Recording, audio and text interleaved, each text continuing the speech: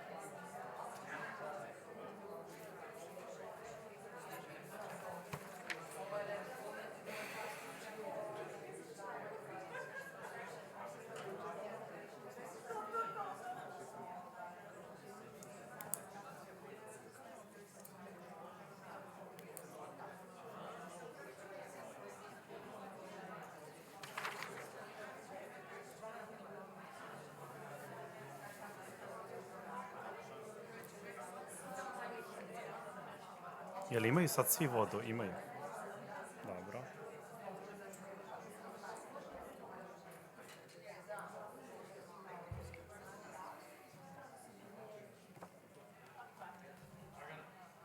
Mislim, ali može da počne? Što se mene... Nego vidim otvorena su vrata. Okay, let's start. Hope you enjoyed lunch. And it's not going to be easy, actually, to catch your attention after all that food, but we will do our best. Yeah. Okay, so you see what is the following topic, the Fulbright program and its impact on society. My name is Adam Santovac, and since 2011 I have been working as a journalist for several media outlets. Currently I work as an executive producer at N1 television channel, and I'm also a Fulbrighter, and I spent 2 years in the United States, actually in New York City, as a student of master program in news and documentary at NYU.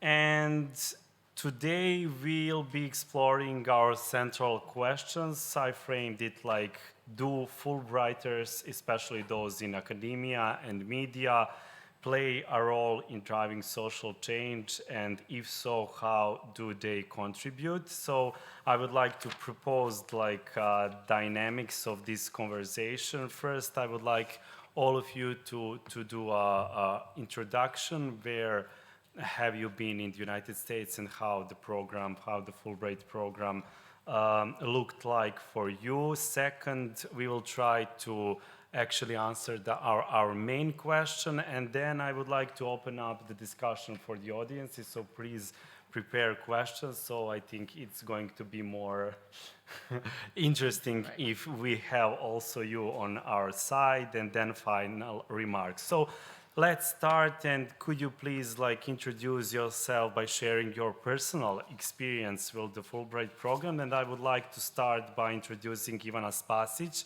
a professor in the Department of Sociology at the Faculty of Philosophy, University of Belgrade. I would like to start with Ivana because, like all of us here, she is a Fulbrighter, but she's in a way a double Fulbrighter. So tell us more about that double experience.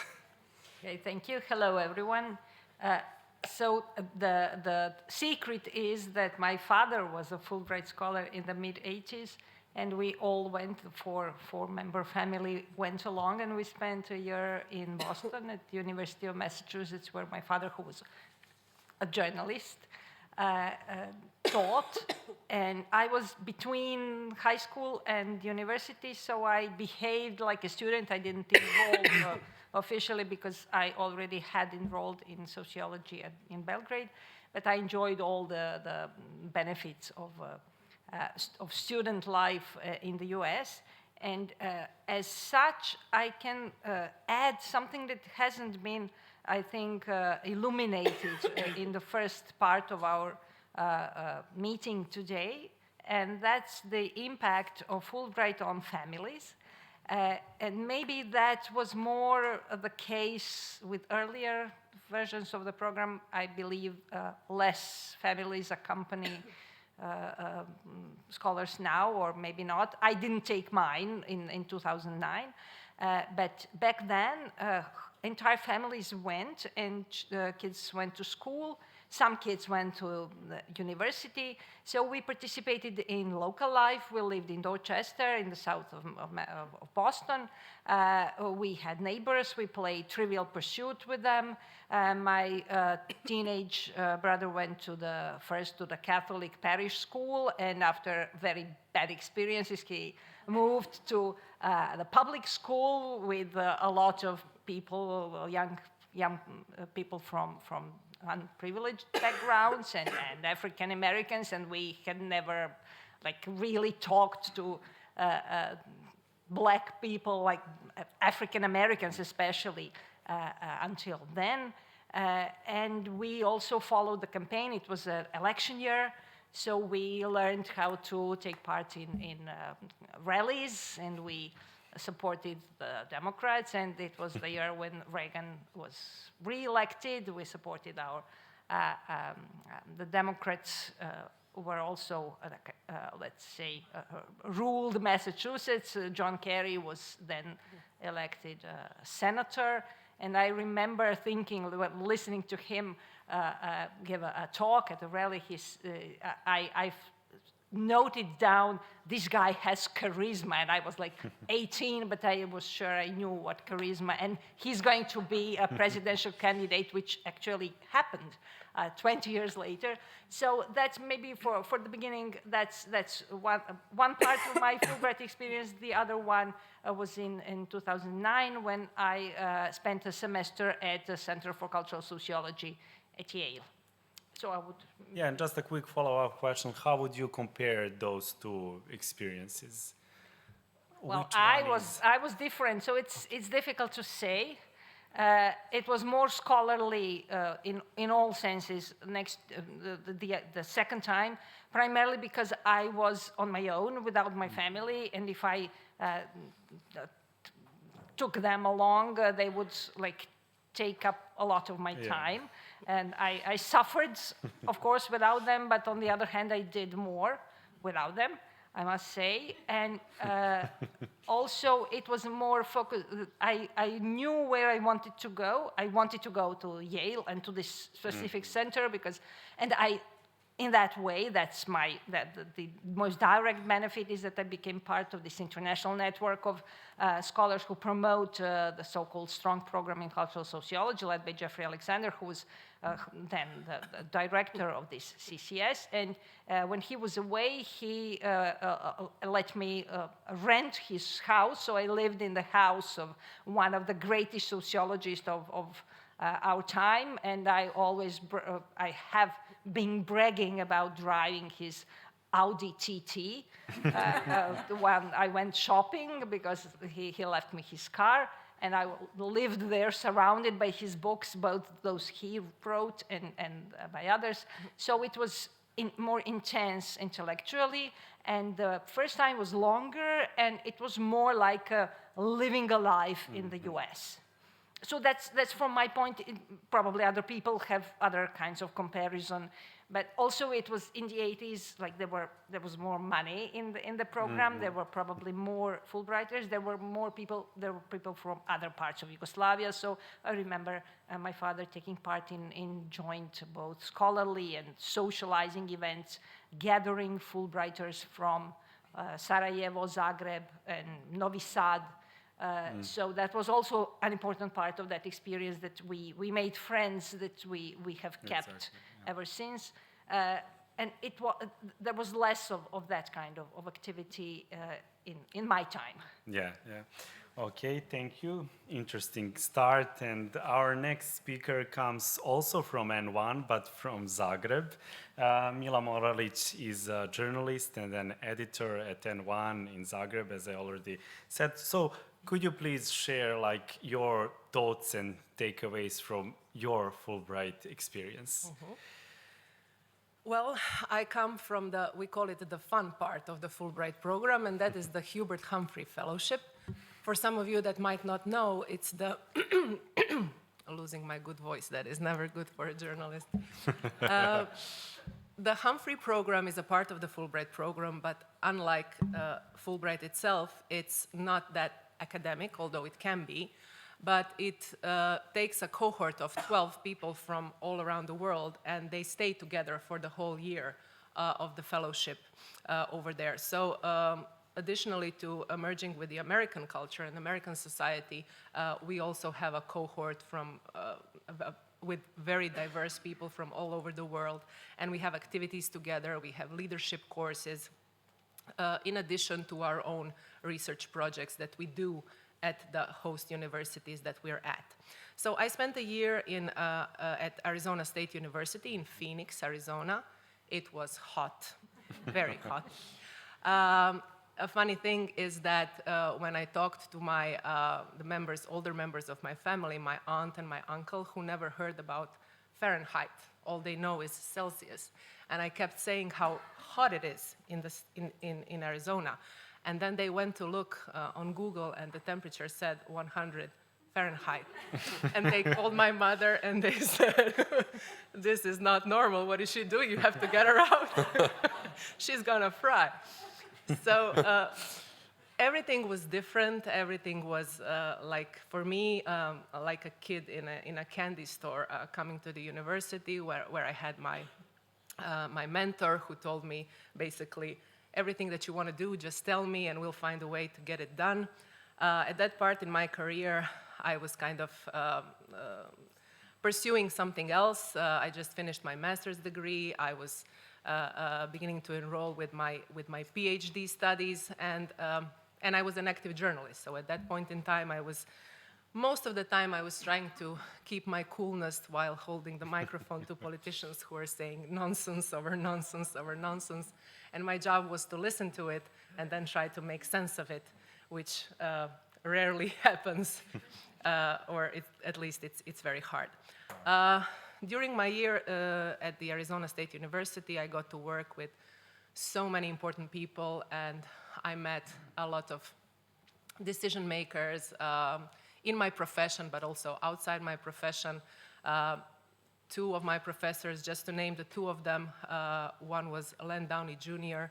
He is the legendary editor of the Washington Post. He was in charge most of the Watergate investigation that the Washington Post did. The other one was, and that was my favorite professor, Walter Robbie Robinson. He was the editor of Boston Globe at the time that they did the big research on the pedophile scandal in the Catholic Church in Ireland. If you watch the movie Spotlight, Michael Keaton was the guy that was my professor. So a lot of great experiences, a lot of cultural immersion. You had a chance to visit Mexico? Yes, we were lucky to live practically at the border, three-hour drive from Mexico. So I took my family, my husband and my son were there, and actually a lot of people took their families in my year, and I was there 2017-18.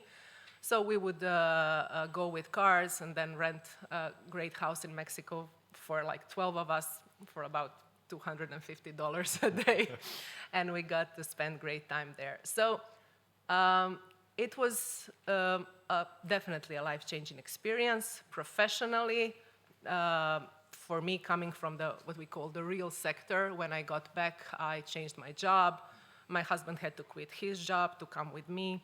So it was tough. I remember we did those workshops. I don't know if you also did that in your universities, called like the reverse culture shock when you get back. And when they told us we have to go through this workshop, I remember thinking, oh my God, Americans, they really have to, they find everything that Yeah. they think they need to do.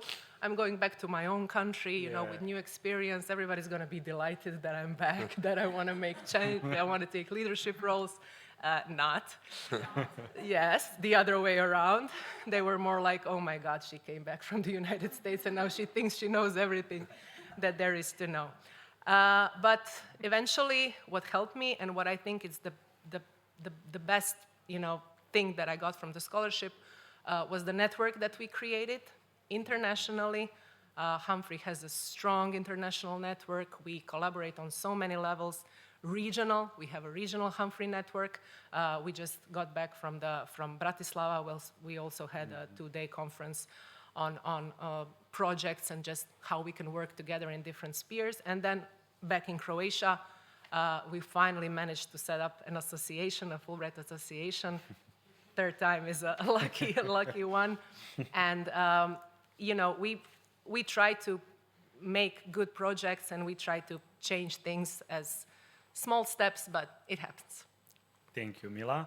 So we also have his Kornelija Ajlec from Slovenia. So Kornelija teaches courses in contemporary global history and the history of European integration, and currently she serves as chair of the history department at the University of Ljubljana, Faculty of Arts. Yeah. So how would you describe your Fulbright experience?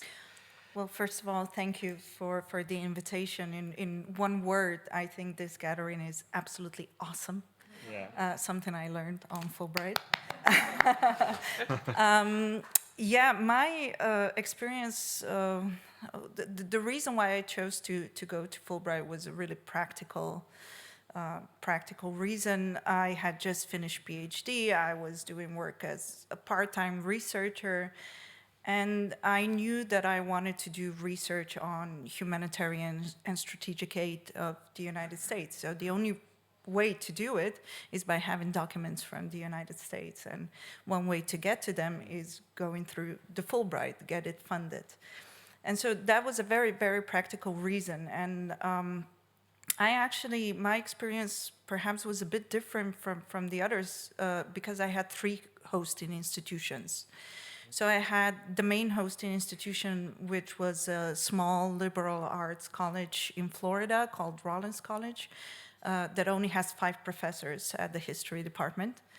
And then my other 2 hosting institutions were the United Nations Archives in New York and the United States Archives in College Park, Maryland, which is kind of a suburb of Washington, D.C. And so my experience was that I had to do a lot of getting to know the area where I lived, because I moved 3 times. And also I had different experiences with connecting with people, just staying with someone. So in New York, I was staying with this couple that belonged to the underground art scene. That was intent on rehabilitating Detroit with artsy people and so on. And it was a very, very interesting experience, something I haven't experienced before or since. And then I went to Rollins College and I actually stayed at the dormitory with students, which was another great experience because I never lived in a dormitory. I'm from Ljubljana, so I never had to. Yeah. And the reason why I stayed there was because it's one of the well-off colleges in America. They don't really have financial problems. And so they have a full buildings of apartments, but they decided to put it on market to let it out because the former chancellor took his mistresses there. Oh. So that was one of the reasons why I stayed without an apartment, and I actually stayed in the dormitory. And I went to Washington, and I stayed in Hyattsville, which was a very interesting neighborhood racially. It had like a third of Latinos, a third of African Americans, and a third of Caucasians, and it was an incredible mixture, kind of a America in a small town. but it was in Washington. So it gave me that homey feeling. I knew that I could walk to the neighbors every Sunday, have dinner there without even saying I will come. So it was one of those experiences. So I had a little bit of everything. Professionally wise, I came home with copies of 100,000 documents. So it's something that even today, 8 years later, I still take from and do my research. So just research-wise, it was a huge investment for me and a huge push forward. At the same time, I got the Fulbright just at the right time, because then I applied for a lecturing position at the University of Ljubljana, and University of Ljubljana had a brand new strategy, which was internationalization. And that was how I got it, because I had international experiences. So it was a very also practical consequences for me getting the Fulbright. Nice, you're a good example. Okay, next to Nelly is Igor Noveski. He's joining us from North Macedonia, and Igor works at Makedonski Telekom in Skopje, but he's also a co-founder of an environmental initiative in the city. The combination of corporate and environmental work is intriguing, and we will talk about more about that later, but could you describe your experience with the Fulbright program for the beginning? Yeah. Thank you. First of all, thank you to the organizers for inviting us. And on behalf of the Macedonian delegation, I'd like to congratulate the 60th birthday of Fulbright in the region, to Fulbright and Friends. My highlight so far, besides this excellent conference, is taking a photo with Svetlana Bojković last night. Yeah. Because she was those TV series were so popular for my family, for my parents. Yeah. I sent a photo to my mom last night. We all did. And she couldn't recognize her. She was like, she looks great. I told her, this is Svetlana Bojković. Like Emilia Popadic. Yeah, Emilia Popadic, yes. Wait for next panel. Yeah. Okay, I can Teaser. share. So I was in the United States in 2008, 2009 as a Fulbright student. Actually, I did a master's program in human resource development at the Rochester Institute of Technology in Rochester, upstate New York. It was quite cold. I remember I was packing in the summertime, but I was packing a lot of winter clothes, and people were like, "Why is this guy buying a lot of winter clothes?" But they didn't know I was going, up north in the States. So a few things that I learned, basically some soft skills that I learned, while studying in America, were the importance of hard work. We also mentioned this so far. Critical thinking also. Not taking things at face value, always being critical, checking sources.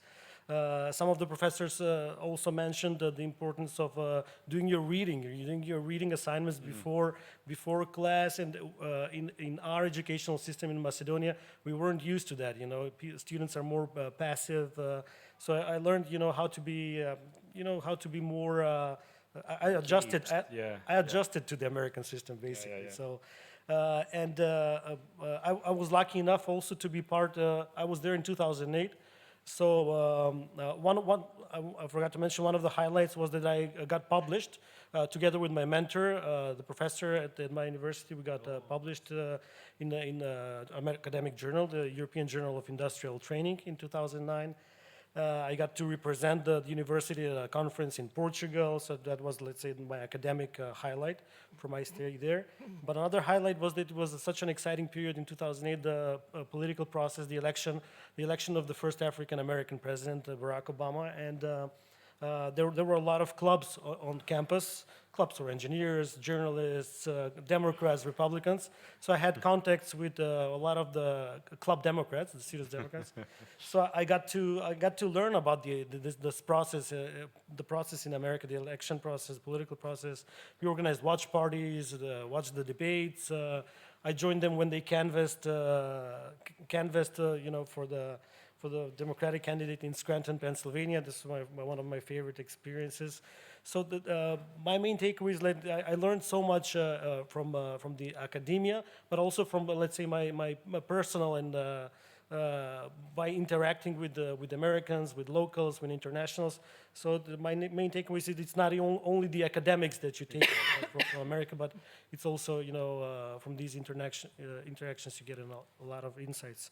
I'm going to go in more detail maybe later. Yeah, later. Yeah. Okay, and last but certainly not least, we have Danilo Kalezić joining us from Montenegro. Danilo is a researcher at the Institute for History at the University of Montenegro. So, Danilo, when did you get a chance to take part in Fulbright program, and how did that look like? First of all, thank you for hosting us. It's a wonderful occasion, and congratulations on this great anniversary. Yes, so I applied for Fulbright in 2019. I got it like sometimes late in 2019, but I got a chance to travel to the United States in 2021. So COVID hit. So part of my experience with Fulbright was strangled with the COVID atmosphere. At the same time, it was advantage, or it was a remarkable thing for me when I arrived and this is what I should have mentioned in the first place. So I spent 3 semesters. So the 1 semester I spent in Montenegro doing remote work. So Zoom is not my favorite cup of tea at the moment from that experience. And I spent 3 semesters at Northern Illinois University studying comparative politics, doing my second master's in comparative politics, conducting a project about foreign malign interference in the cases of Montenegro and Serbia, essentially how third-party countries which mechanisms they use to influence election outcomes in the region. So my case study was close to what I was professionally most interested in, which is these 2 countries. So when I finally arrived in the States, in the Kalb, where my university is like 40 miles away from Chicago downtown. I still don't know how much that is in kilometers, but it's like 2 hours drive. This is how I calculate the distance. So when I arrived there in Chicago, I remember that it was like a ghost town. So everything was closed. And this was probably the first impression, like city with a couple of million of inhabitants, city which is known for architecture. It's a beautiful, vibrant city. Everything was shut. And I don't have to mention what the Kalb would look like. And the Kalb is like a very tiny city with like 30,000 inhabitants in the middle of corns. So someone from the last panel mentioned Professor Czernobylin. It was all corns and nothing else. So, and I had to commute between Chicago and the Kalb because there was no available accommodation in the Kalb, interestingly enough. So everything was kind of logistically very challenging. But finally, after I settled, after I get used to the program and to the environment, I was privileged enough to observe the patterns of recovery of the United States. I mean, and Chicago and Illinois and everything. And that process is something that really marked my experience. So as someone who is political scientist by vocation, who is interested in history, like a social scientist, as Americans would call it, I was extremely privileged to observe how the greatest country under sky recovered from COVID. And not only in terms of economy, but how communities came together. And that was something that really struck me, but made impression.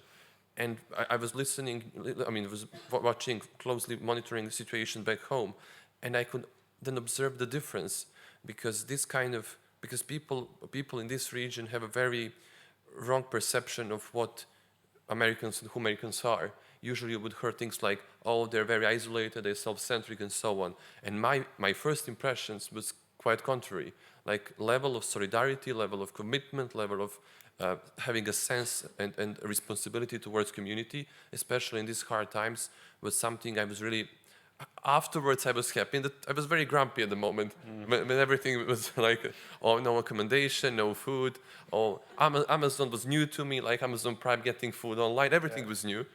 But eventually that was a story to tell. And professionally speaking, as I mentioned, I continued after my master's, the PhD. So my PhD is the same topic, just more cases. So I have Croatia, Bosnia, and other former Yugoslav republics. Also malign influence and third-party interference. So this was probably my biggest professional achievement, that I was able to secure PhD fully funded scholarship. And I mean, out of my peers, I was the only one non-US, non-American citizen who got it. So it was kind of achievement for me, or at least this is how maybe they tried to make me feel feel better in the atmosphere. And besides that, after I returned home, I continued with my job at the University of Montenegro, where I work as a senior research fellow. But this experience, and I guess we will got a chance to speak a bit about that a bit early. This experience inspired me to get engaged in social and political life, not as an active politician. I'm not that kind of. I'm not interested in that side, but like a political analyst, commentator, civic activist. So in this capacity, this really was something that triggered that interest for me. Talk about that later. So do we have any comments so far, or you are sleeping after lunch, or no? So please join, because we want you to take part of this, I would say, great conversation. But now we have to answer our hard question, in a bit philosophical question, and I will also start the second round with Ivana. Do you believe that actually Fulbright experience can impact society, and how, especially having in mind, we mentioned like before that we usually come back with such a positivity, and we are like more positive than it is needed, I would say, in our environment. Yeah. Actually, we heard both of that in our first round, and Danilo said that he came back with ideas, and that's something that I heard from all Fulbright people. They come back with, they're full of energy, they want to do something. That's I think the most common phrase. I have an urge to do something, to move things forward, and then it wears down slowly, mostly, not always. Something gets done, but not as much as we in the beginning probably wanted. And the other side is what Mila mentioned, that she came back, she wasn't exactly warmly welcomed, or partly, partly our environment welcomes us. But as soon as we want to get them work with us, they are not so warm any longer, because it often ruffles feathers, or at least shakes people out of their usual patterns of passivity, resignation, negativity. And especially, I don't know about other post-Yugoslav countries, but in Serbia, that's a huge discrepancy between the prevalent mood, which is getting, I would say, it's getting worse. And we, in this part of the world, are generally like to think of ourselves as victims in all possible ways, that fate is not on our side, that history is not on our side, and everything is lost in advance, and that we shouldn't take any chance. And maybe there were parts, different periods in history, maybe after World War II, probably at some other points in history when there was some collective readiness to really move mountains, but it dissipates quite quickly. And at this moment, I'm talking about Serbia primarily, the discrepancy between whatever takes place in the US, including now and for the past years, huge cultural and political polarization, it's still not received with this kind of resignation and negativity that we are accustomed to. So that's something that Fulbright scholars live surrounded by over there. When we come back, we slip back into this, if I say mud, it's probably too strong, but you know what I mean. And we face this, we confront our milieu, our environment that keeps telling us that nothing can be done. And that's a problem, especially when we want to pinpoint what is it that Fulbright programs contributes to social change, that we who have directly been affected by the program. We are changed, but how far we can go in changing our societies? Of course, we do a lot, and we have already heard wonderful things, and also us, the five of us, six of us on this panel could share our positive stories, what we have changed in our professional, especially professionally, what new things we have done thanks to the Fulbright. So there has been an impact, no doubt about that. But how far do we actually succeed in changing our societies? That's something up for debate. Yeah, I agree. So when we talk about and when we talk about society, we have to talk about also the media. And I would ask Mila to elaborate a little bit about this changing, let's say, in the evolving role of media in shaping and influencing society. So what you can say about the role of the media in the context of what we are talking about? Oh boy. Yeah. It's the question that, and I'm not exaggerating, that usually keeps me up at night, because I've been a professional journalist for over 20 years. And there has been, bumps on the road and rough times in the history. But where we are today, I think that, we're beyond, way beyond reality. The disinformation battle is being lost on a daily basis, and I have no optimism in it going back to the normal settings. What we have done in the meantime, how we have anticipated or prepared for this new reality is not to serve in our honor, I have to say. And when I say we, I talk about the traditional media. Well, there's media and media. I've never been a fan of the concept, the media is bad, the media is lying, the media in general. First of all, I think we should distinguish journalists from the media. Exactly. We are journalists working in the media, which can have completely different interests than we as journalists have. I think we did a poor job. I think we didn't think about what's happening next. I think we didn't prepare. I think we didn't, I wouldn't say include the other side. When I say the other side, I mean the extremist on the other end. I think that in general we decided that it's we don't want to have anything to do with that. It's wrong. It's false statements. It's fake news. We chose to ignore it and to keep our own way. And today we're here where we are. When I took this trip to Belgrade, I was checking the news on the airport, and I saw one of the recent tweets by Elon Musk. You may know the guy. And he said, "Academia and some think tanks are the origin of the extinctionist mind viruses," quoting a tweet that says, "Every single dreadful parasitic idea that is destroying the West stems from academia. It begins there, but then these ideas escape the ivory tower and parasitize everything." So, and then when I came to my hotel room, I saw the news that Elon Musk was present at telephone conversations that Donald Trump had with his future cabinet. So this is a person that influences the choice of the closest Trump allies in his new administration.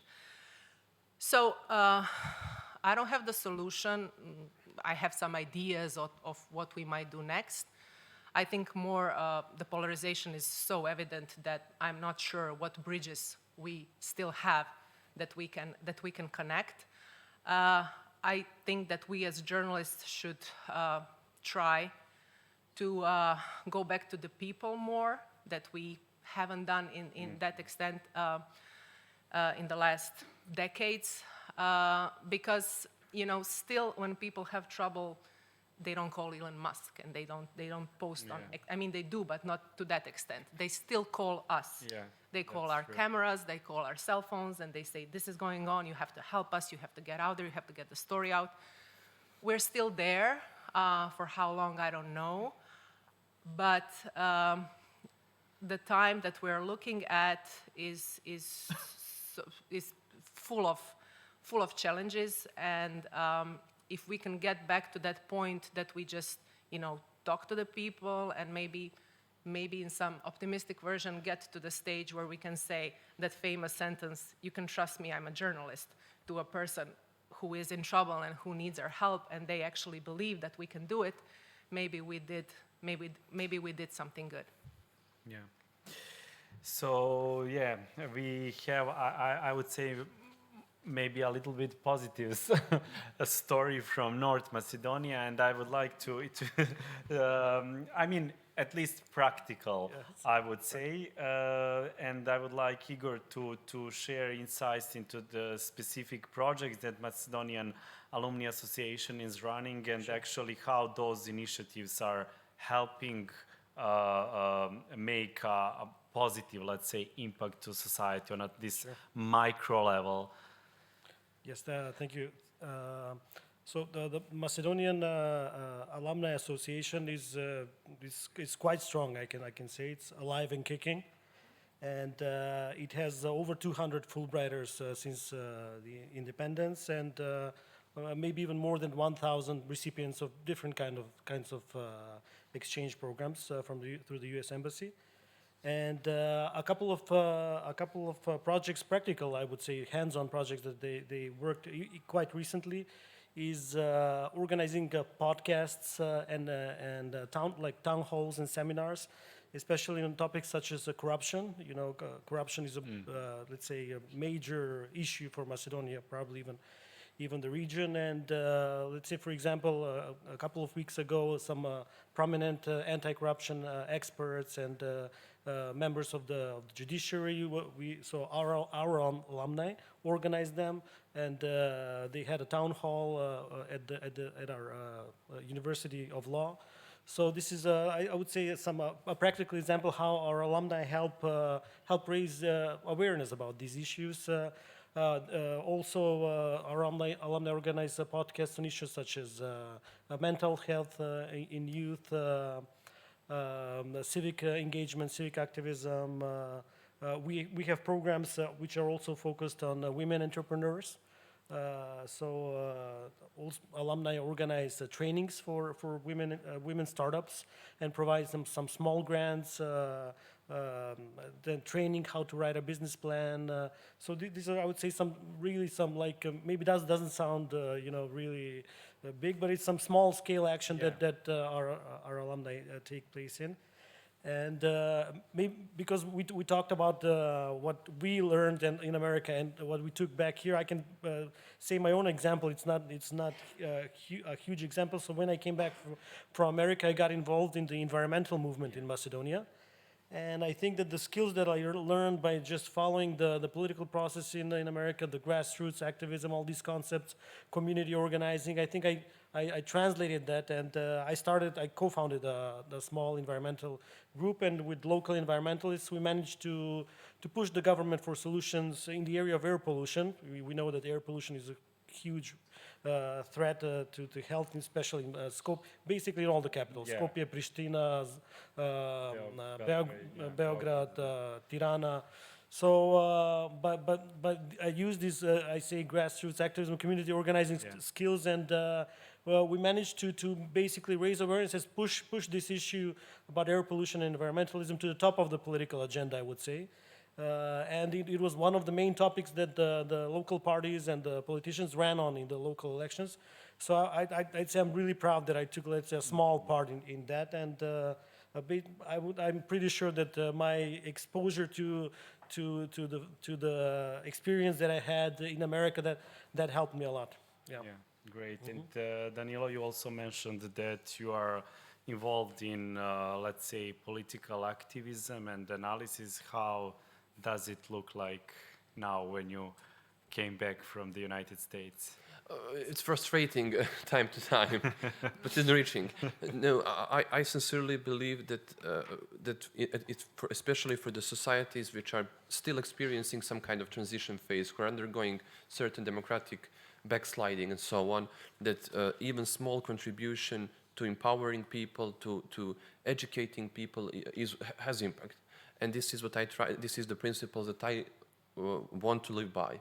So this is why I decided, and this is my first kind of observation. The second one is that all people who are working in academia should really leave the ivory tower of academia. They should go out, they should go public in different ways, however they feel it, especially those people who study humanities and social sciences. And I think the part of, and Mila mentioned some of that from the media perspective, part of the problem is that intellectual elites, academic elites were for so long completely detached from the, let's say, ordinary people.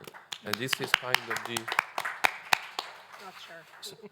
So from my perspective, after earning my second master's, I'm very close, hopefully very close to completing my PhD. I'm publishing journal articles. So my contribution is that every week, and thankfully I have access to media like me.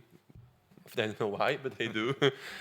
So every weekly I publish a column where I try to deconstruct some of the issues and to explain from the academic point of view, to explain very malign, very dangerous patterns, at least in Montenegrin, but in regional society. And I can name some of them, like misinformation campaigns, all the things that are stemming from ethno-nationalist threats that are so deeply entrenched in the region, not only in Montenegro, in Serbia, I mean, in the whole Balkans, is kind of attacked by the wave, a new wave of populism, a new wave of authoritarianism.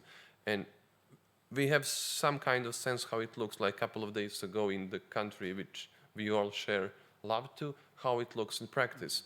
And I think the part of the solution is that if we all, by in a small way, in different capacities, can step out from our comfort zones of academia, because I'm very happy with my job in University of Montenegro. It gives me decent salary, and no one pushes me to go outside to sit for hours in TV studio or to write columns to explain how nationalism is bad, or that democracy is actually the best way you can govern people, and that the authoritarian leaders are not those who will fix your problems, or that you cannot, I mean, back home we now have a discussion about raising salaries without raising productivity, that if you don't earn something, if you don't earn from something, you cannot get more money for that. It's like a simple economics, but people seem not to understand it, or no one is trying to explain it to them. So this is my small, modest contribution.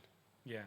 So Ivana, please hear this and be ready to be open to the media and to give interviews more. Okay.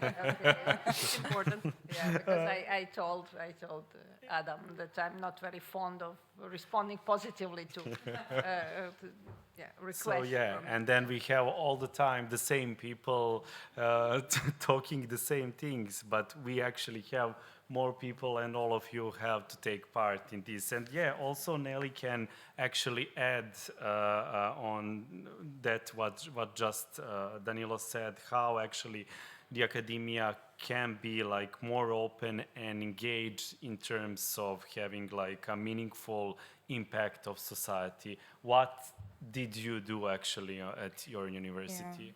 Yeah. Well, first of all, I think it's amazing because as I was listening to you, it was as though I was reading what I prepared. Yeah. I think that's amazing. We all see the same problems within academia or media, and they're all connected together because the role of academia is changing, and it mostly has to do with the perception of how others, especially governments, are looking at us.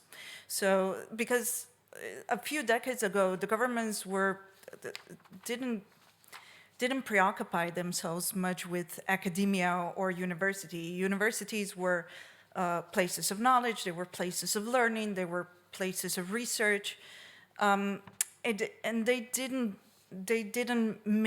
meddle much in university, except for when it was going against the government. That's a different story. But in general, they didn't meddle.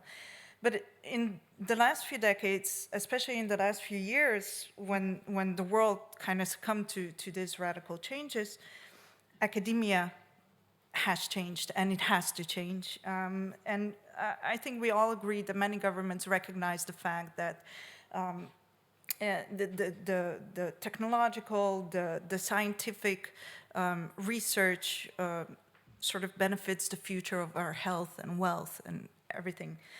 But, and this can be felt, especially in university, because the governments actually propagate more enrollment into STEM sciences, and usually at the expense of humanities and social sciences. So this is a direct impact. But related to that is the second realization of the governments, which is that they can use or misuse academia. And that's actually something that Elon Musk is doing. And it's a question of whether individual politicians or political parties decide whether academia will be their friend or their foe. And they always use it politically. And I think in this transition, which is pushed forward by the revolution of information production and consumption, the academia plays a key role, because the logic that if you put out more and more and more information, somehow the truth will float up, that will never happen. In a flood of information will sink to the bottom, surrounded by false stories and misinformation and so on. So people actually choose to avoid information because they're overstimulated. And that is a problem because it creates fear and it creates disparity. So the role of academia has to change, and we need to share, I think, more important information and more research results. And to do that, we need to step out of the bubbles, of the academic bubble. And one of the interesting things is that on average, for example, academic paper is read no more than by 10 people. So, and I recently, I cannot remember where, but I read a statistic that there's 1.5 million academic papers published each year, and only 82% of them never get cited by another scientific. So we have this volume of academic papers. They're usually behind some digital paywall, so the information doesn't reach the people. So we really need to do that, and I think the problem is that there are still many academics that insist that it's not their job to write for the public, that it's not, that somehow they will abandon their mission of being an intellectual, or if I put it otherwise, they don't wanna, don't wanna make their ideas and results idiot-proof. In a way. So they want to keep them within the framework of complex thinking and arguments. And that is a big problem. But to counter that argument to that is that none of us can operate sort of isolated. We have to come out, we have to talk to people, and we have to deal with real world problems. So, and I have to say, I learned that from some of the Fulbrighters, like Tvrtko Jakovina, I think is definitely number one. And some of the other scholars, for example, here in Serbia, Dubravka Stojanovic. I think she's amazing in what she's doing to put out these things. And we try to kind of emulate it back home in Slovenia. We do have our problems. And certainly my role model was my mentor, Božo Repe, a historian. And so he was the one pushing me to go to radio. I don't do much television because I don't like seeing myself on TV. But I do go on radio, and sometimes I write. And one of the things that we did do is we created a Center for Public History at the department. That's important. Yeah. And I think another problem, it's not just academics, but another problem is that the problems are actually at the universities themselves, because universities don't do a great deal to encourage academics to engage beyond classes and beyond research. There are globally very, very few institutions that offer any kind of incentives for academics to write in newspapers, to go on TV, to go to radio. So a lot of the times it depends on scholars, whether they are willing to do the work, whether they are willing to deal with the fact that somebody calls them up and threatens them with their life or with a bomb under their car. And you know, they don't get compensated for it.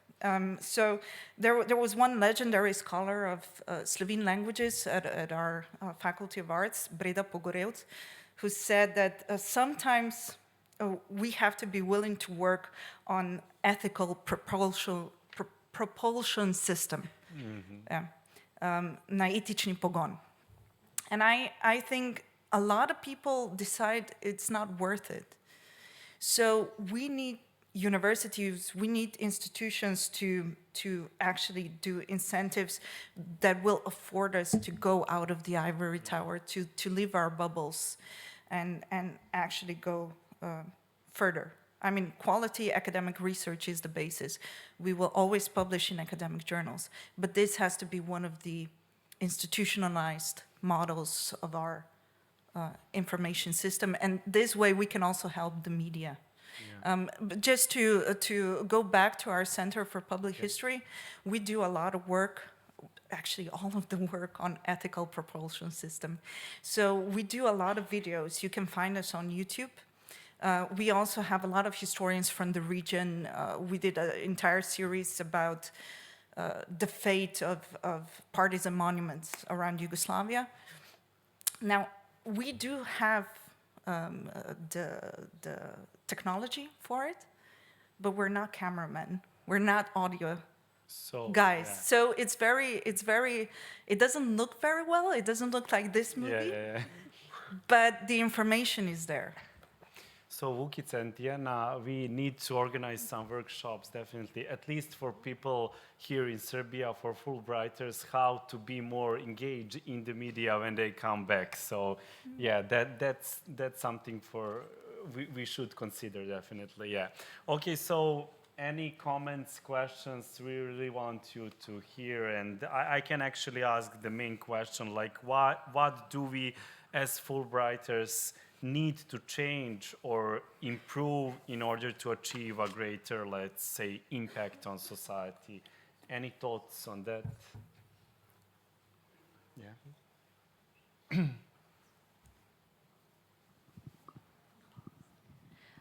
So, because this was about the media, I work as a high school teacher, and my Fulbright program was about media literacy. Is it okay? Okay. So, and when I came back from this program, because the core idea was to implement actually the media literacy into current curricula in high school, so which is of the utmost importance, as we all can see. So when I came back, the first question that my colleagues, I work in one of the oldest high schools in Serbia. It's in Šabac, Šabačka gimnazija. So it was established in 1837 or something like that. So the first question was, what is the cost of petrol in the US? So that was the first question of my colleagues when I came back. That's about their interest in my program. And the second day, they thought that I went to the US to become an FBI agent. Yes, some of them still think that I'm an FBI agent, so look at me. And then I realized that there was a huge discrepancy between, actually, among me and my colleagues. And so how should I share my experience and cascade my knowledge? And so what I did, actually, I decided to teach students instead of teaching my colleagues.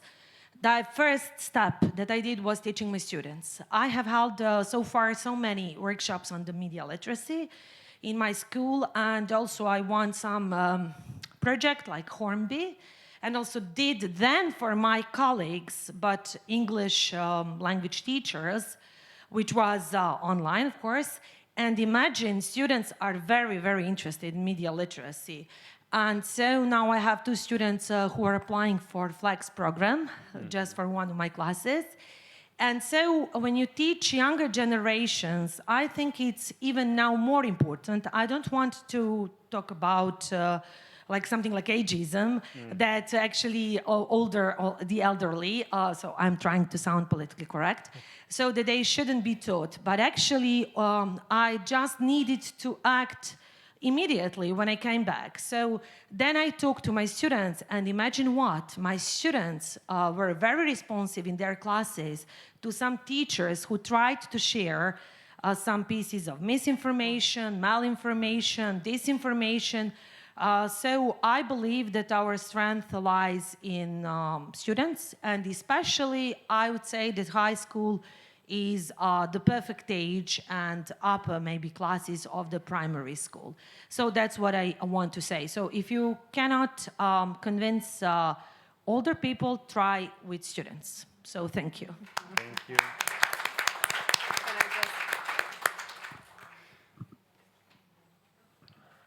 We have one more question here. Yeah.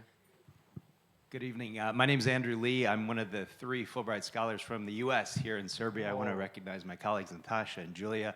Very privileged to be here. Thank you to Vukica. Thank you very much to the ambassador for welcoming us to the conference. You had great insights as to the impact when you returned. I'm curious, as an American, when you were in America, were there interactions that you had with Americans professionally or personally where you had an impact or you were surprised by people's perceptions of the Balkans?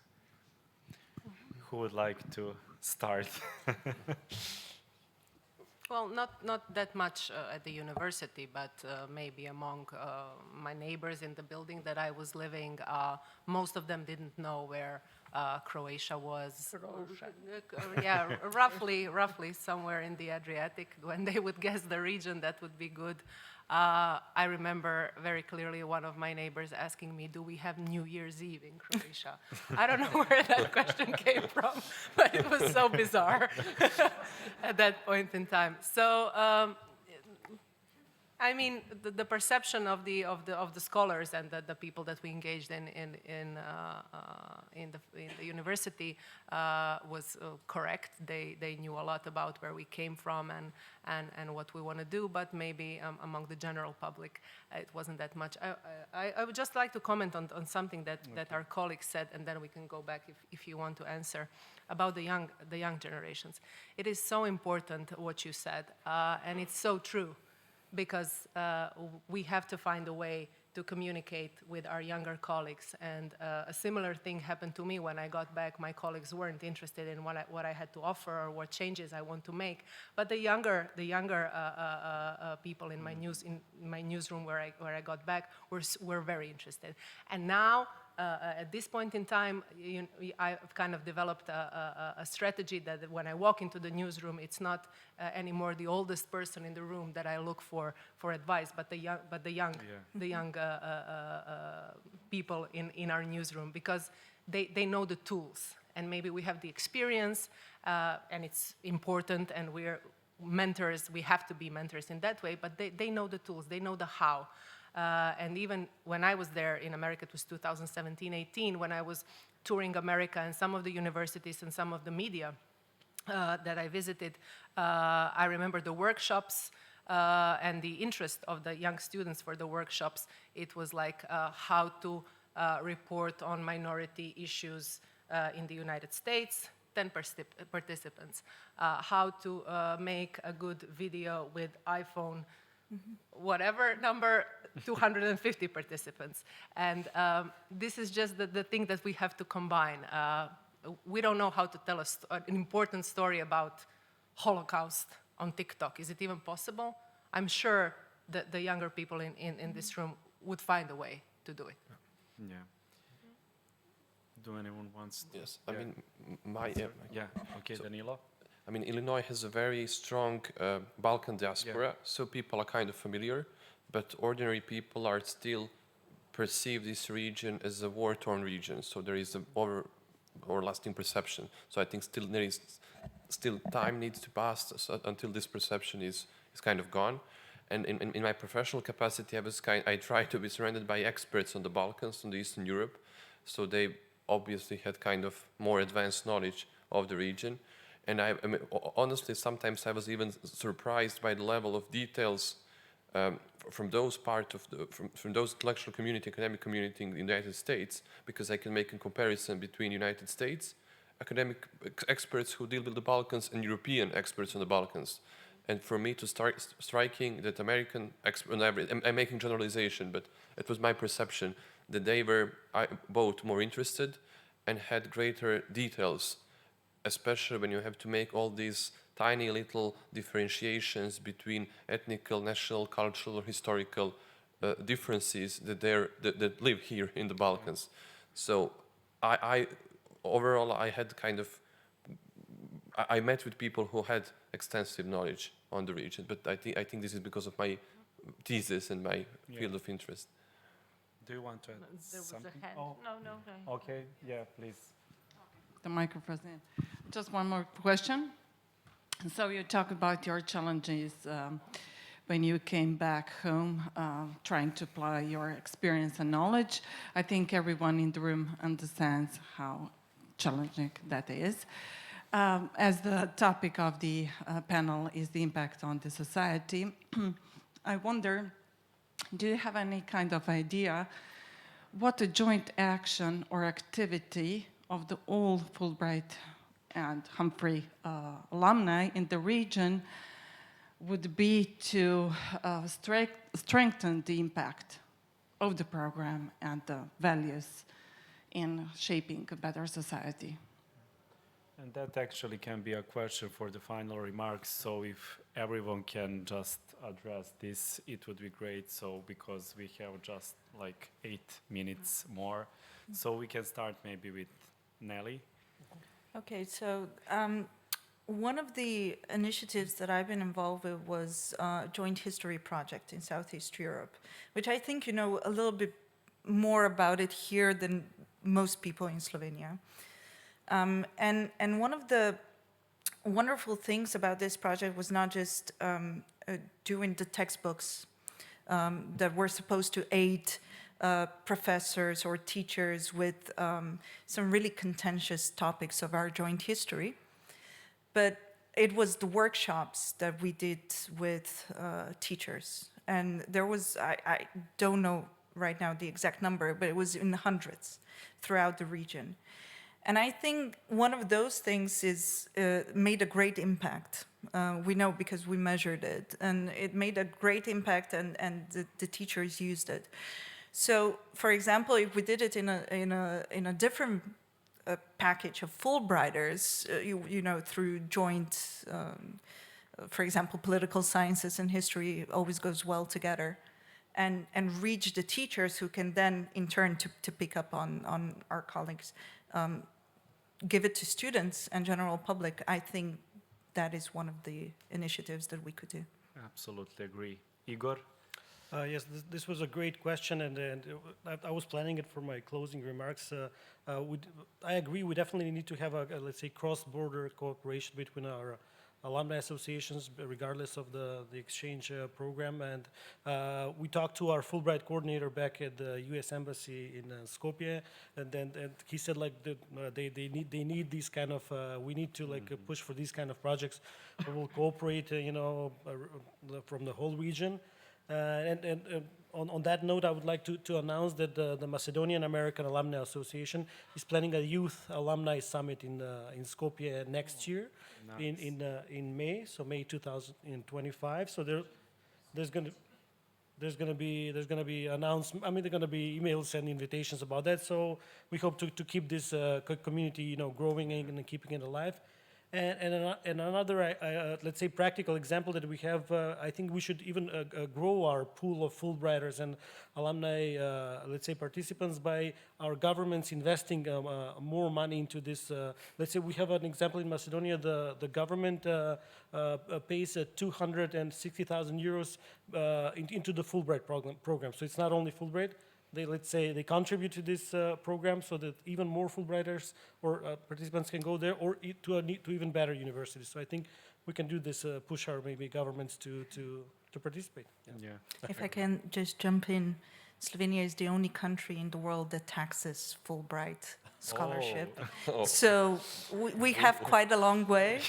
And this was done during the government of a two-time winner of a Fulbright scholarship. So I think it's a good initiative. Yeah, But yeah.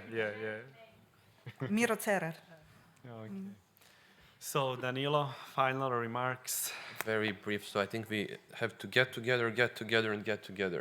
And I think the focal point and the most obvious reason, most obvious answer is that local US embassies should be the ones. At least in Montenegro, we didn't have chance to meet in this capacity or on the national capacity so far.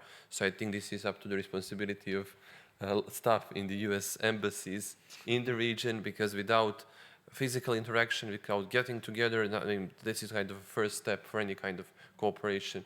And I think this can yield results in a very short time, I would say. Mila? I can just build up on this. We need a network when we come back.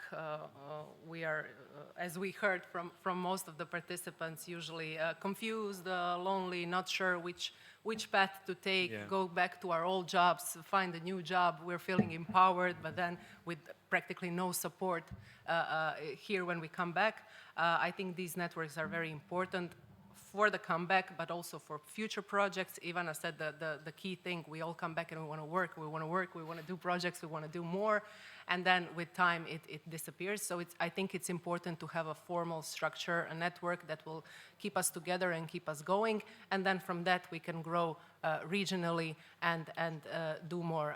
The Croatian Fulbright Association is also doing a big conference before the Macedonian one, end of January. Hopefully we'll get to see some of you in Zagreb. We're doing a big conference on lies, deception, and misinformation. It's a long title of the conference, but we're dealing with disinformation and with this important topic. So yes, more projects and more networking. Yeah. Ivana? I have nothing to add. If you want to end on a more cynical note, then maybe. Yeah, we want. Because having in mind the extremely strong anti-American atmosphere in Serbia that has been only growing over the past years, and my first response would be, we cannot do anything. I mean, of course, networking helps, but how far we can go in transforming Serbia? We are immediate. Anything that is associated with the US is labeled immediately. And the cynical part is that now, after the results of the American election, maybe the atmosphere will get better and more favorable to some cooperation, both within our regional network and also bilaterally between the So I probably, from a diplomatic point of view, am not supposed to discuss these things, but the Serbian citizens in the audience will know what I mean. Yeah. I saw a huge photo on social media that Republika Srpska congratulates. Yeah. So I'm sure that the first one in Belgrade. Yeah. Yeah. Yeah, so we are happy with the results. Maybe we can work together now, really. Yeah. On disinformation. On disinformation, yeah. In Zagreb in January. Okay, we will continue. Okay, thank you for all the questions and thanks to these wonderful people. Thank you, Adam. And now we have a coffee break. Yeah. Coffee break. Yeah.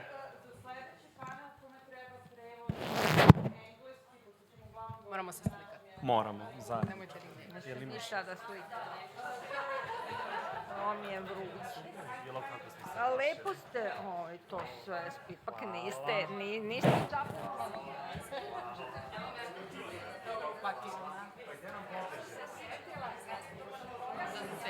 Next panel is going to be mostly in our languages.